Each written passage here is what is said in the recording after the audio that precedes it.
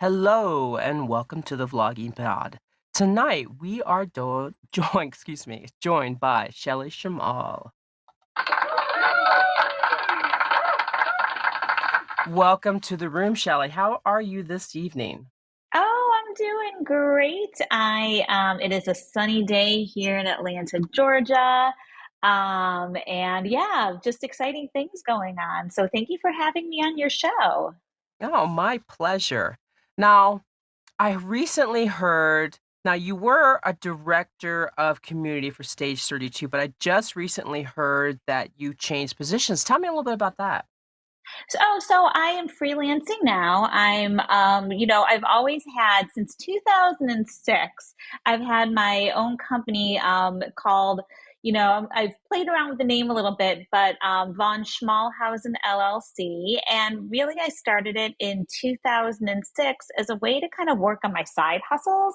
And throughout the years, it's the existence of Von Schmalhausen has helped me really find my passion for the entertainment industry and really kind of hone in on what where I want to go with my career.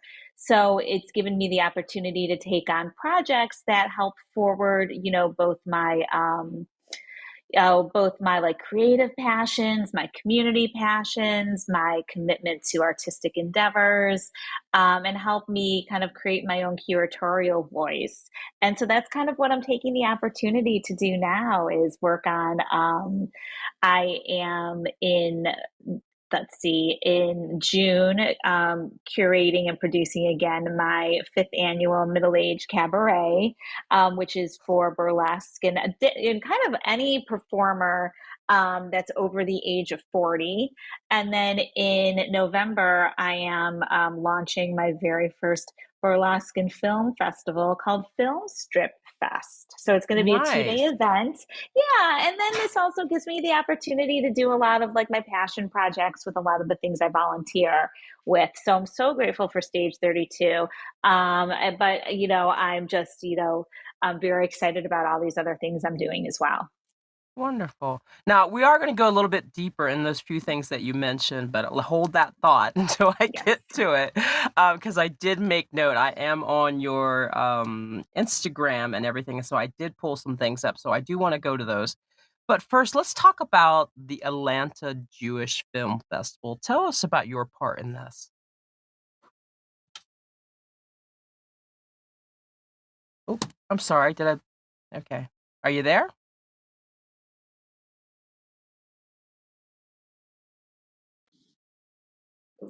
Are you there, Shelley? Oh, yeah, I'm here. I don't know what happened. I don't know how to silence my phone. A You're phone call.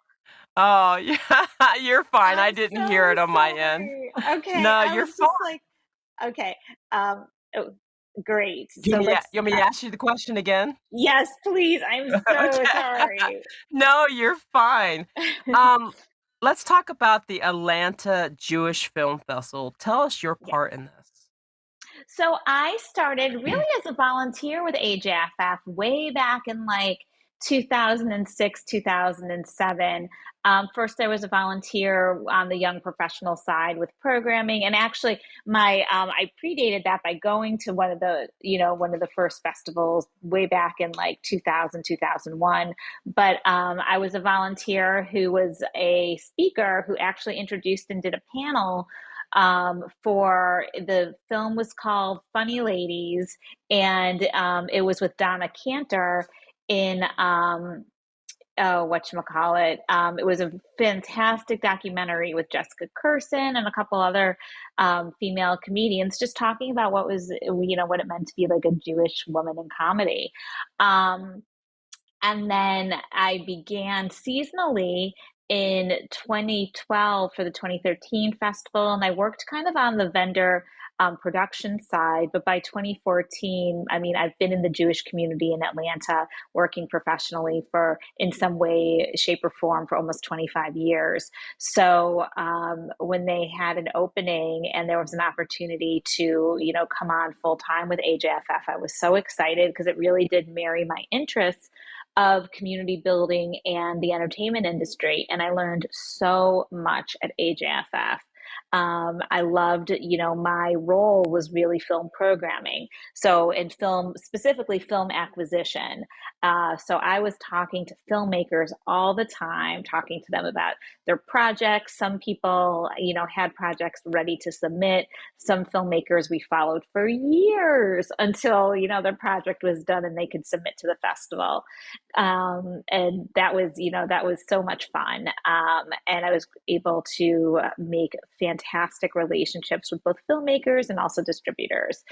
Concurrently with that, I also worked with our community and helmed our film evaluation committee. And that was about 200 volunteers over a 6 month period who watched films and helped, kind of figure out like what the voice of the festival was going to be. What films we would, help narrow us down what films we'd present. So, from that perspective, I really learned how a film festival is essential in the ecosystem of marketing for films.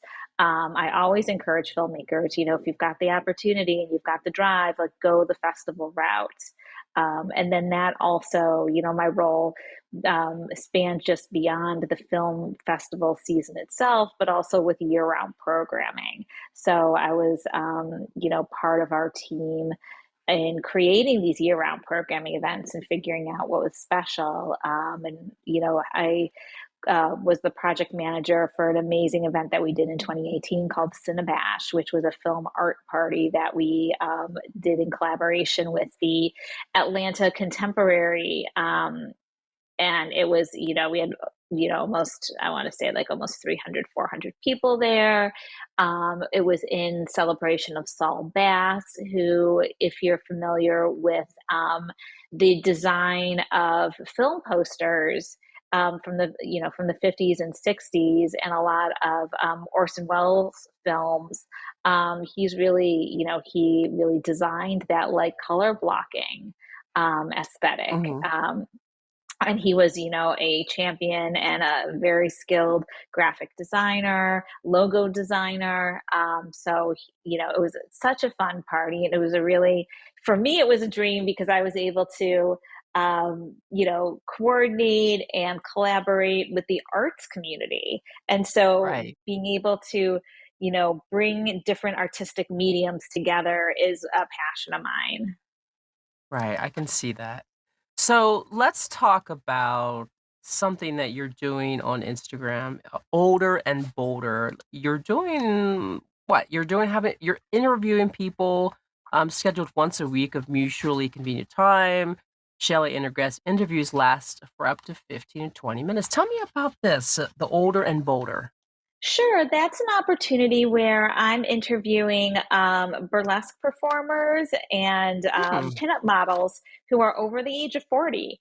And, another thing that I'm very passionate about is kind of fighting against the stereotype of ageism.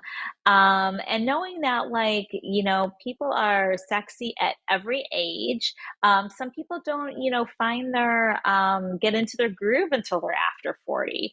And so it's really fun to be able to interview specifically for me, because those are the things I'm interested in, burlesque performers and pinup models, and find out like how they got into it. Like where did their journey start? And everybody has different stories. And I also give them the opportunity to shout out some of their shows and to talk about their advice as well, because everybody's got different perspectives and different ways they came to the stage. And so it's been really fun. I did my first season last year, kind of leading up to the middle age cabaret, and that's what and I've started again this year to help ramp that up too. So it's really fun, and I've gotten to meet a lot of cool people along the way.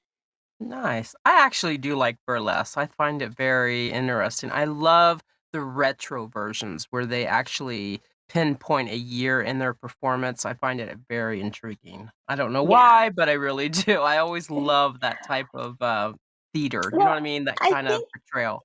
Yeah, I think it's because, there's obviously the pageantry of it all and, the Yes. spectacle of burlesque. But there's also storytelling. I mean, even, I don't know, do you watch the Marvelous Mrs. Maisel?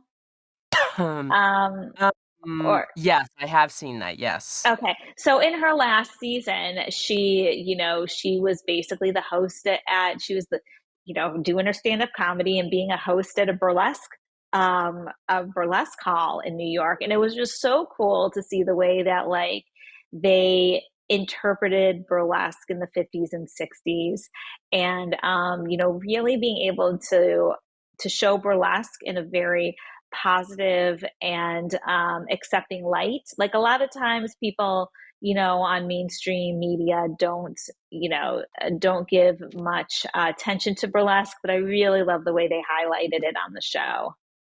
Yes, I agree with that. I think I've often went on YouTube and looked it up and just watched show after show. It's very intriguing, and some of them really do put on a large scale show. I mean, it's so artistic. It's not just Hmm. you know what I mean? It's not just the flash of pan here or there. It's really artistic. I love it. I love watching it, to be honest with Yeah. Oh, that's great. Yeah, I have to get you out to see a show. you.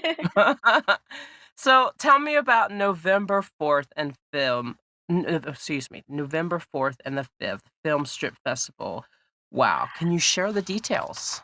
Yeah, so I mean, I feel so fortunate that I'm working with a venue who is, Red Light Cafe has been such a champion for burlesque in the community in Atlanta. And they're, game for just trusting me to do something new.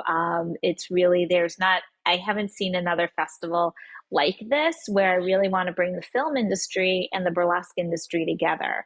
Mhm. It's going to be 2 days. The first day, there will be two shows, and each show will have like a half an hour of short, not half an hour, first act short film, second act burlesque. And then on Sunday, we've got two jury awards that we'll give out, one for film, one for burlesque. We'll have a curated piece that will be a film and a burlesque performer that the burlesque performer will be performing kind of along with and inspired by a film, and then we'll have a couple of table reads and maybe a couple of international burlesque performers, videos as well. So it's and I'd like to do, and that's a show. But in the morning, I'd like to do a networking event for people in the film industry and people in the burlesque community to meet each other. My thought that I've kind of been ruminating lately is that if you're new and you're working on a short film, you'll have no better people to collaborate with than the burlesque community. Burlesque performers know how to do everything and do it well and do it inexpensively. So if you need a partner that can do makeup and costumes and set design, that's burlesque. And so I Yes. feel like there's not enough communication between the two art mediums for them to be Mhm. able to mix and meet. And so fortunately, I'm working with a fabulous partner, Film Impact Georgia, and they're helping like they're coming on to the event to partner and to help promote. And Film Impact Georgia is a fantastic organization that champions independent film in Georgia. So, and they give out, I think quarterly, they give out grants to Mm, filmmakers. So nice. this is really an opportunity to, I want to elevate burlesque and, give people an opportunity who may have never thought that they can have it into the entertainment industry and, like an introduction. Mhm. Right, I get um, that. Yeah, and so I've got some fantastic jury members as well that I'm just in the midst of confirming. So you can keep looking at my Instagram as I, roll this out in the next couple of months or next couple of Wonder weeks. Yeah. Wonderful, I'll keep stalking you, as I tell everybody, I stalk you, yes. So let's talk current and past recent work. The Golem, Storms of the South, released in 2022. Give us a feel Mhm. about this project. So this is was such a labor of love. I was so fortunate to have an amazing collaborator, Louis Kuiper, who was the director and the writer and director of the Golem. And it's a show that is based, around Hanukkah. The Golem is kind of a mythical creature in the Jewish community made of clay that the community builds together when there is a crisis at hand. And the golem's kind of like our superhero that like comes in, but he also, um, goes kind of can go kind of crazy too. So Louis wrote this fabulous story, and it was our first foray into directing immersive theater. I love immersive theater as well, and that comes from my love of storytelling and improv and interacting with the audience. And so we built this whole little world at the Distillery of Modern Art that was like basically like late 1800s, early 1900s Jewish Brooklyn. And we had actors who were in in character all, all night long. And the way that immersive theater goes is that the actors interact with the audience, and there's certain beats that everybody comes together, and then there's more interaction, and then and so the whole event was so fulfilling, and we had a really strong audience there who got it, and they were into it. Um and it's something, this is a project that like we'd like to bring back every year, similar to A Christmas Carol. There can always be tweaks to the story to make it new. There can always be a different kind of golem. There can always be different characters in our marketplace. So it's really, it was a really, really fulfilling project. And I'm so grateful for Louis for kind of, taking an idea that I had, and just running with it. So yeah, it was a fabulous team that we were able to work with. Right. Well, that sounds awesome. We have like 3 minutes on the clock because we do a 20-minute podcast. So I want to try to get in this last couple of questions if we can. Even if we go over a little bit, that's fine, Shelley. Okay, cool. Middle age cabaret releasing June 2023. Tell me about that. So this is the fifth year that I've been doing the Middle Age Cabaret, and last year we sold it out. It was amazing. I had performers flying in from Vegas, from let's see, we had somebody from Washington, somebody from a performer from Tennessee, and this is really my avenue to uplift performers that are over 40. We had both burlesque and drag, puppetry and comedy, and it was really a wonderful way to spotlight performers and showcase that people over 40 are not dead yet. um, and that creativity comes at every age, and a um, it's not something that's always highlighted. So this is my opportunity to kind of shine a little light on our middle age and performers. So it was so much fun, and I'm really looking forward to doing it again. Right. Well, that's fantastic. So we still have a lot of 2023 coming. So tell me what else is on your forecast for this year. Sure. So I do a lot of volunteering in the community, and in the industry. So one of the boards that I'm on is Women in Film and Television, where I'm VP of Programming. I'm currently working on our programming tracks. So this means that through Women in Film, which, our mission is to elevate and uplift people in the creative media industries. We've got a screenwriting, a screenwriting, a script supervising, and acting workshops coming up in, let's see, I want to say like April, May, and June. So I'm working on programming those. I'm also the producer for this year's Women in Production summit that's taking place in September through Women in Film and Television, and so I'm very excited about that. We'll be showcasing our short film. We'll be highlighting our short film showcase that weekend, and I'm hoping that we'll be able to bring in some filmmakers, from other states who will come in for the Women in Production Summit as well. So that's pretty exciting. And then I also coordinate for Dragon Con our Women in Film Production panels that we do. Um, and so let's see, I'm on the Georgia Production Partnership Board where I'm membership chair, and it's recently membership month. So we've got that going on. And GPP exists to make sure that our tax credits stay in Georgia. And so Nice. that's really important, and our organization really helps make sure that we've got people to lobby for those tax credits, because we want to keep our the studios open and Well, productions yes. coming here, because that's what propels our economy. And so I'm putting together once every other month mixers, and I've got such wonderful colleagues on my board. Kimberly Raybon, who is our industry relations chair, she and I work very closely together, working on the panels and the membership mixers um, for that. And then also I'm on the Film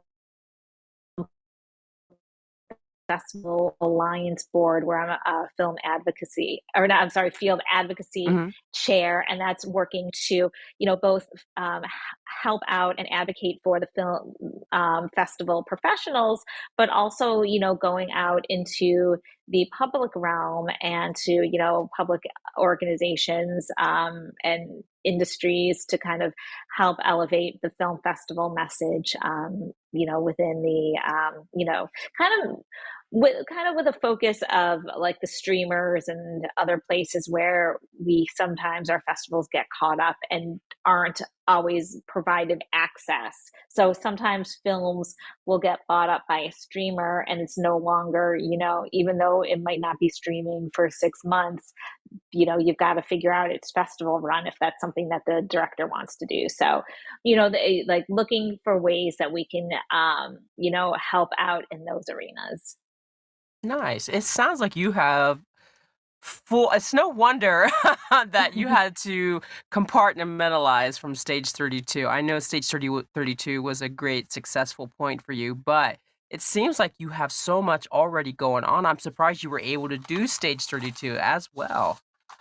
Yeah, I mean, there's a lot of things that are going on in life. So it's all good, and I'm just very excited for everything that's on my plate right now. Well, thank you so much for coming on the show tonight. You were an absolute delight. I love listening Oh, to you. thank you so much, Arian. Thank you so much for having me on your show. I mean, you yourself, you're such a hero and champion in the industry, and Oh, so thank you for having me. I appreciate it. my pleasure, and thank you for the compliment. I want to thank once again our listeners for joining us tonight. We've had several in the room.